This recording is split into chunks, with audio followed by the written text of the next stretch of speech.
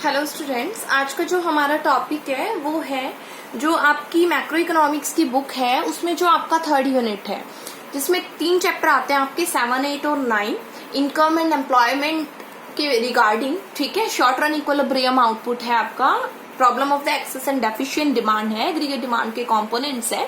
तो वहां से जो न्यूमेरिकल है वो डेफिनेटली आता है और वो जो न्यूमेरिकल है वो आपका 6 नंबर का भी आ सकता है और आपका 3 नंबर का भी आ सकता है। बट ये शॉर्टी है कि न्यूमेरिकल आएगा ही आएगा। न्यूमेरिकल को करने से पहले जो फॉर्मूलाज यूज होते हैं उन फॉर्मूले के बारे में हमें बहुत जरूरी पता होना चाहिए, क्योंकि अगर फॉर्मूले आपको पता है तो आप इजीली क्वेश्चंस को कर सकते हैं। तो कुछ बातें हैं वो पहले हम डिस्कस करेंगे, उसके बाद कुछ न्यूमेरिकल करेंगे। यहाँ पे देखिए कुछ इंपॉर्टेंट फॉर्मूला जो यूज होते हैं। जैसे आपको पता है कि इक्विलिब्रियम आउटपुट वो आउटपुट होता है जहां पे एग्रीगेट डिमांड किसके इक्वल होता है, एग्रीगेट सप्लाई के इक्वल होता है। सेविंग जो है वो इन्वेस्टमेंट के इक्वल होता है।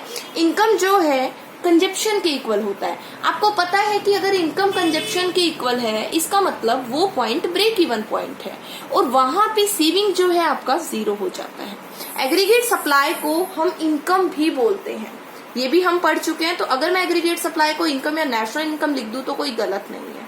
ठीक है, एग्रीगेट डिमांड है कंजप्शन फंक्शन और इन्वेस्टमेंट फंक्शन के इक्वल होता है, ये भी आप जानते हो। 2 सेक्टर है, हाउस होल्ड सेक्टर है, प्रोडक्शन सेक्टर है। House hold sector done the consumption expenditure, production sector done the investment expenditure, government also done the investment expenditure. You know about this ना। ठीक है, तो ये चीज हम इसमें केवल क्लोज्ड इकोनॉमी के बारे में हम यहाँ पे पढ़ रहे हैं, राइट। इन्वेस्टमेंट ये होता है, ये ऑटोनोमस इन्वेस्टमेंट होता है। ऑटोनोमस इन्वेस्टमेंट का मतलब यहाँ पे ये है कि ऐसा इन्वेस्टमेंट जो इनकम के ऊपर डिपेंड नहीं होता, जो फिक्स नेचर का होता है, जो हमें करना ही होता है। उसके बाद एग्रीगेट जो सप्लाई है वो कंजप्शन प्लस सेविंग के इक्वल है और एग्रीगेट सप्लाई को अगर मैं इनकम लिख दूं तो वो गलत नहीं होगा। Income equal to consumption plus saving हम लिख सकते हैं। वी नो दैट कि एग्रीगेट डिमांड जो है वो किसके इक्वल होता है, एग्रीगेट सप्लाई के इक्वल होता है, राइट। और एग्रीगेट डिमांड को हम कंजप्शन प्लस इन्वेस्टमेंट और एग्रीगेट सप्लाई को हम कंजप्शन प्लस सेविंग लिख सकते हैं, राइट। और यहाँ पे कंजप्शन है, यहाँ दोनों अपनी अपनी जगह पॉजिटिव है, बट इस वाले कंजप्शन को सेम जगह पे लेके आऊंगी, पॉजिटिव से नेगेटिव आ जाएगा, राइट, लेफ्ट साइड में, और ये कट जाएगा, फिर इन्वेस्टमेंट सेविंग के इक्वल हो जाएगा। तो ये इंपॉर्टेंट चीज है, आपके काम आएगी। फिर बात आती है कंजप्शन फंक्शन की। तो बच्चों कंजप्शन जो फंक्शन है वो किसके इक्वल होता है, ऑटोनोमस कंजप्शन प्लस में B by autonomous consumption which is fixed nature, right, and B denotes the MPC, marginal propensity to consume, और Y जो है वो आपका नेशनल इनकम है। अब यहाँ पे देखिए आप कि जो कंजप्शन है आपका वो ऑटोनोमस कंजप्शन प्लस में बी बाय के इक्वल होता है आपका, राइट। एंड ऑटोनोमस कंजप्शन क्या होता है, जब हमारी इनकम 0 हो और हम कुछ कंज्यूम कर रहे हैं तो वो कंजप्शन क्या कहलाता है, आपका ऑटोनोमस कंजप्शन कहलाता है। ऐसे ही एक सेविंग फंक्शन होता है। सेविंग फंक्शन में -s प्लस 1 - b इंटू 1। अभी -s क्या है, ये ऑटोनोमस कंजप्शन के इक्वल होता है। बस जैसे कि मान लीजिए इनकम 0 थी और आप 20 का कंज्यूम कर रहे थे तो वो 20 आपका क्या हो गया, ऑटोनोमस कंजप्शन हो गया, राइट। तो सेविंग उस टाइम पे जो नेगेटिव हो जाएगी, सेविंग तो नेगेटिव में होगी ना आपकी, तो सेविंग आपकी क्या हो जाएगी, -20 आ जाएगा। सेविंग क्या आ जाएगा आपका, -20 आ जाएगा बच्चों। तो ये -20 है एंड एमपीएस हो जाएगा 1 - b मल्टीप्लाई में आपका एमपीएस आपको पता ही है, ठीक है। और ये नेशनल इनकम। एमपीसी जो है वो change in C upon change in Y के इक्वल होता है, ये फॉर्मूला याद रखो। MPS change in S upon change Y के इक्वल होता है ना। और ये चीज याद रखो कि एमपीसी प्लस में एमपीएस किसके इक्वल होता है, 1 के इक्वल होता है। अगर एमपीएस चाहिए तो 1 - एमपीसी कर दूंगी, मतलब 1 - b, राइट। और एमपीसी 1 - का एमपीएस, ठीक है। तो ये आपको मेरे हिसाब से समझ आ गया होगा। जैसे 1 - का है तो 1 - प्लस हो जाएगा, ये कैंसिल, तो b के इक्वलेंट आ गया। I hope it's be clear. Multiplier आपको पता है कि how much change occur in income due to change in income, है ना, हाउ मेनी टाइम्स, कितने गुना। तो k denotes the multiplier, change in y upon में चेंज इन i। एक फॉर्मूला इसका ये भी है कि मल्टीप्लायर जो है वो 1 अपॉन में 1 - एमपीसी के इक्वल होता है और मल्टीप्लायर को हम 1 अपॉन में एमपीएस भी लिख सकते हैं, ठीक है। इनकम जो है आपका चेंज इन वाई वो किसके इक्वल होता है, चेंज इन सी प्लस में चेंज इन आई के इक्वल होता है। और चेंज इन आई मतलब इन्वेस्टमेंट एक्सपेंडिचर निकालना है, तो आप चेंज इन वाई मतलब इनकम, इंक्रीज इन इनकम में से इंक्रीज इन कंजप्शन को घटा दीजिए, इंक्रीज इन इन्वेस्टमेंट आपको पता चल जाएगा। तो ये तो थे बच्चों कुछ बेसिक फॉर्मूले। अब आते हैं हम न्यूमेरिकल पे कि न्यूमेरिकल कैसे किए जाएंगे। तो देखिए, एक इकोनॉमी है इज ना इक्विलिब्रियम पॉइंट पे है, तो इक्विलिब्रियम मतलब कि एग्रीगेट डिमांड एग्रीगेट सप्लाई की इक्वल है। From the following data about an economy calculate the autonomous consumption expenditure. हमें ऑटोनोमस कंजप्शन एक्सपेंडिचर निकालना है और आपका इनकम दे रखा है 5000, एमपीएस दे रखा है और इन्वेस्टमेंट दे रखा है। ठीक है, तो आपको निकालना क्या है, ऑटोनोमस कंजप्शन एक्सपेंडिचर। अब आपको पता है ना ये ऑटोनोमस कंजप्शन एक्सपेंडिचर किस में आता है, बताओ, कंजप्शन फंक्शन में, और ये किसके इक्वल होता है, ऑटोनोमस कंजप्शन प्लस में बी बाय। तो इस फॉर्मूले का यूज करके हम निकाल सकते हैं आसानी से। बट हमें एक चीज और पता है कि इनकम जो है ना वो कंजप्शन प्लस इन्वेस्टमेंट के इक्वल होती है, और इक्विलिब्रियम पॉइंट की बात थी तो ये पता था कि एग्रीगेट डिमांड किसके इक्वल होता है, एग्रीगेट सप्लाई के इक्वल होता है, और एग्रीगेट सप्लाई किसके इक्वल होता है, इनकम के इक्वल होता है। तो अगर मैं ये लिख दूं तो कोई गलत बात नहीं है। क्लियर हो गई ये बात। अब हम क्या करेंगे बच्चों, इनकम दे रखा है तो इनकम की जगह इनकम को पुट कर देंगे 5000, राइट। अभी और मैं क्या करूंगी, ऑटोनोमस कंजप्शन दे रखा है ना आपका, तो कंजप्शन निकालना है ऑटोनोमस सी प्लस में बी वाई। अब बी की तो वैल्यू नहीं दे रखी तो क्या करूं, एमपीएस दे रखा है, बिल्कुल दे रखा है, तो फॉर्मूला पता है ना क्या, एमपीसी प्लस में एमपीएस किसके इक्वल होता है, 1 के इक्वल होता है। तो एमपीसी क्या आ जाएगा बताइए, 1 माइनस का 0.2 एंड 0.8 आ जाएगा। तो कर दीजिए 0.8। नेशनल इनकम कितना था, 5000 था बच्चों, इन्वेस्टमेंट कितना है, 800 है, 5000 ऑटोनोमस कंजप्शन, यहाँ पे 10 कैंसिल कर दीजिए, कितना आ जाएगा 4000 प्लस में 800, 5000 इक्वल टू आपका 4800, और ऑटोनोमस कंजप्शन इधर आ जाएगा, तो 5000 में 4800 माइनस करेंगे तो आपका आंसर आ जाएगा 200। I hope it's be clear. उसके बाद बात आती है, एक और क्वेश्चन आता है आपका, बहुत ही आसान क्वेश्चन है, आप आसानी से उसको कर सकते हैं, कोई भी दिक्कत वाली बात नहीं है इसमें। देखिए यहाँ पे क्या दे रखा है आपके कि in an economy investment expenditure is increased by ₹700 crore. एक इकोनॉमी है और उसमें जो इन्वेस्टमेंट एक्सपेंडिचर है वो आपका कितने से बढ़ा है जी, 700 करोड़ से बढ़ा है। एंड एमपीसी जो है वो कितना है, 0.9 है। तो कैलकुलेट करना है कि इनकम में कितना इंक्रीज हुआ और कंजप्शन एक्सपेंडिचर कितना हुआ। तो हमें सीधी सी बात है, चेंज इन वाई निकालना है और चेंज इन सी निकालना है। तो इकोनॉमी में जो इन्वेस्टमेंट एक्सपेंडिचर था वो कितने से बढ़ा था बताइए मुझे जरा, 700 से बढ़ा था, 700 से बढ़ा था।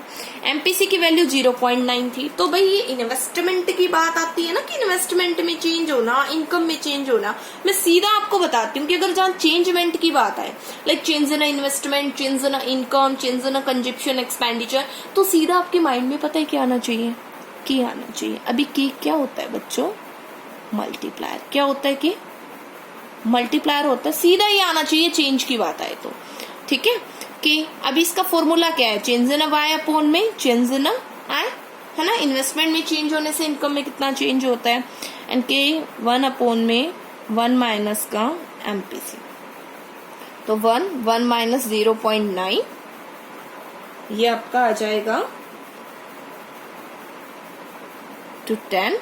तो कितना आ जाएगा, मल्टीप्लायर कितना आया बताइए, 10 आ गया मल्टीप्लायर, ये तो पता चल गया जी मल्टीप्लायर आया। अब इन्वेस्टमेंट में कितने का चेंज था बताइए, 700 का था ना, तो इनकम में कर लेंगे, फिर इसमें वैल्यू पुट कर दो, 10 equal to change in Y. Investment में कितने का चेंज था, 700, चेंज इसको बोलते हैं चेंज। ठीक है, तो चेंज इन इनकम कितना, 7000 आ गया। तो भाई कंजप्शन एक्सपेंडिचर निकाल सकते हो, बहुत आसान है, बहुत आसान। इनकम जो है उसका बेटा 90% आप क्या कर रहे थे, कंज्यूम कर रहे थे, तो इसका 90% निकाल दीजिए, आसानी से निकल जाएगा 7000 का 90%। ठीक है, तो चेंज इन सी 7000 का 90%, 6300, ये आंसर। क्लियर हुआ। उसके बाद आपका क्वेश्चन आता है, देखिए कि an increase of ₹250 crore in investment in an economy resulted in total income increase of ₹1000 crore, मतलब 1000 करोड़ से इनकम बढ़ी है। एमपीसी निकालो, change in saving, change in consumption and value of a multiplier. मैं बहुत सारी चीजें पूछ ली इसने तो, ठीक है, बट बेटा मैंने आपको पहले ही कहा था जहां पे चेंज की बात आए ना तो सीधा सा सोच लेना कि क्या बता रहा है, वो मल्टीप्लायर बता रहा है। तो अभी ना मल्टीप्लायर ये है तो चेंज इन वाई अपॉन में चेंज इन आई कर दीजिए, है ना। तो इनकम में 1000 का चेंज हुआ, इन्वेस्टमेंट में 250 का हुआ, तो बच्चों सीधी सी वैल्यू डाल दीजिए 1000 इनकम, ठीक है। कितना आ गया बताइए, 4 वैल्यू आ गई। तो ये तो बहुत आसान क्वेश्चन था, कोई दिक्कत ही नहीं थी इसमें। तो अभी मल्टीप्लायर की वैल्यू है ना, तो एमपीसी की वैल्यू तो अपने आप आ जाएगी क्योंकि हमें ये फॉर्मूला पता है इसका, है ना। अभी बहुत आसान है, क्रॉस मल्टीप्लाई कर दीजिए, 4 एमपीसी 1, ठीक है। ये इधर चला जाएगा, ये इधर आ जाएगा, 4 - 1 3 हो जाएगा, 4 एमपीसी हो जाएगा, 3/4 किसकी वैल्यू आ गई जी, एमपीसी की वैल्यू आ गई। कुछ पता ही नहीं चला, बहुत आसान है, निकल गया। चेंज इन सेविंग निकाल सकते हैं, तो चेंज इन जो सेविंग है वो भी निकल जाएगा, कोई दिक्कत नहीं है, ठीक है। आपका ये तो आ गया ना आपको समझ में, 3/4 मतलब 75%। हम अगर इसको परसेंट में निकालना चाहे तो निकाल सकते हैं, 100 कर देते हैं परसेंट का, और कितना आ गया 75% हम कंजप्शन एक्सपेंडिचर कर रहे हैं। तो एमपीसी की वैल्यू जो है वो चेंज इन सी अपॉन में चेंज इन वाई के इक्वल होती है, पता है आपको। तो यहाँ पे क्या डालेंगे आप, 0.75 लिख दीजिए change in C, change in Y कितना था आपका 1000 था, तो change in C cross multiply वही कितना आ जाएगा आपका बताइए, 7500, ठीक है। कितना हो गया 750, ठीक है, 750 आ गया आपका। अभी चेंज इन एस पूछा था, एमपीएस मत निकाल देना, चेंज इन एस की बात थी। तो चेंज इन एस किसके इक्वल होगा, चेंज इन वाई माइनस का चेंज इन सी, इनकम में से कंजप्शन, तो कितना 1000 में से 750 माइनस कर दीजिए, कितना आ जाएगा बताइए आपका 250। It is your answer. तो सारी वैल्यू निकाल दी, मल्टीप्लायर निकाल दिया, एमपीसी की वैल्यू निकाल दी, इनकम की निकाल दी, कंजप्शन में चेंज बता दिया, और आपका किस में चेंज बता दिया, सेविंग में चेंज बता दिया, ठीक है। उसके बाद एक और क्वेश्चन आता है, वो और करेंगे हम कि इन एन इकोनॉमी इन्वेस्टमेंट जो है इंक्रीज हुआ 300 से 500, ठीक है। As a result of this equilibrium level of income increase by 2000, calculate the MPC. तो वही चेंज की बात हो तो भाई मतलब मल्टीप्लायर की बात है ना। तो इसने कहा 300 से 500 का इन्वेस्टमेंट हुआ, तो सीधी सी बात है चेंज इन आय कितना हुआ, 500 में से 300 घटा देंगे हम, तो कितने का हुआ 200 का चेंज हो गया, है ना। As a result of this equilibrium level of income increase by, मतलब कि इनकम में कितने का इंक्रीज है 2000 का, तो मल्टीप्लायर क्या आ जाएगा, चेंज इन वाई अपॉन में चेंज इन आई, 2000 अपॉन में 200, कैंसिल कर दीजिए, कितना आ गई वैल्यू 10 आ गई। एमपीसी निकालना है, के की इक्वल टू 1 एमपीसी के इक्वल होता है, राइट। 10 वैल्यू रखिए, 1 ऊपर किया था एज इट इज सेम है, क्रॉस मल्टीप्लाई कीजिए, ये वैल्यू इधर चली जाएगी पॉजिटिव में, इधर आ जाएगा 9, ठीक है। तो एमपीसी का वैल्यू जो है वो 9/10 0.9 आपका क्या आ जाएगा, आंसर आ जाएगा, ठीक है। ये था आपका क्वेश्चन। एक और क्वेश्चन करेंगे हम, in an economy 75% of increase in income is spent on consumption investment. एक इकोनॉमी है उसमें 75% इनकम का हम कंजप्शन पे खर्च करते हैं, और इन्वेस्टमेंट जो है वो 1000 करोड़ से बढ़ा है। तो बताइए कि इनकम कितनी इंक्रीज हुई थी और कंजप्शन एक्सपेंडिचर कितना हुआ, ठीक है। क्योंकि बस ये बता दिया कि इनकम का 75% हम खर्च करते हैं, तो ये तो एमपीसी हुई, सीधी सी बात है ना। कंजप्शन एक्सपेंडिचर परसेंट में बताए तो एमपीसी है, तो 75%, जैसे मैंने बता रखा है आपको कि 0.4 हो तो मतलब 40%, 0.8 है तो मतलब 80%, तो 75% है तो मतलब 0.75 है, ठीक है। तो आप सिंपल बना सकते हो ना। तो एमपीसी है तो 75/100, तो 3/4 आ गया आपका।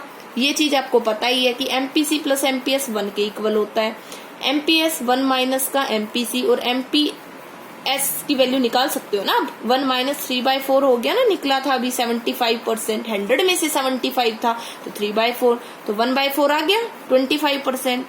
अब मल्टीप्लायर की बात है, यहाँ पे मल्टीप्लायर से रिलेटेड ही क्वेश्चन आएगा। मल्टीप्लायर यहाँ पे है 1 पीसी, तो 4 आ गई मल्टीप्लायर की वैल्यू, 1/1/4, 4 की वैल्यू ऊपर चली जाएगी। ठीक है, तो ये आपने कर दिया। Multiplier change in Y upon में चेंज इन आई, 4 वैल्यू थी, चेंज इन वाई, आपका इन्वेस्टमेंट जो था वो 1000 का था, तो इनकम में 4000 का चेंज हुआ।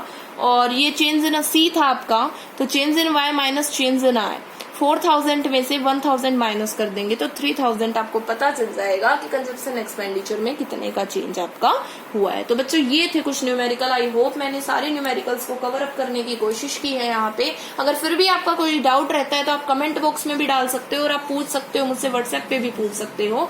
जो भी आपकी प्रॉब्लम है आपको सॉल्व कर दी जाएगी। Thank you.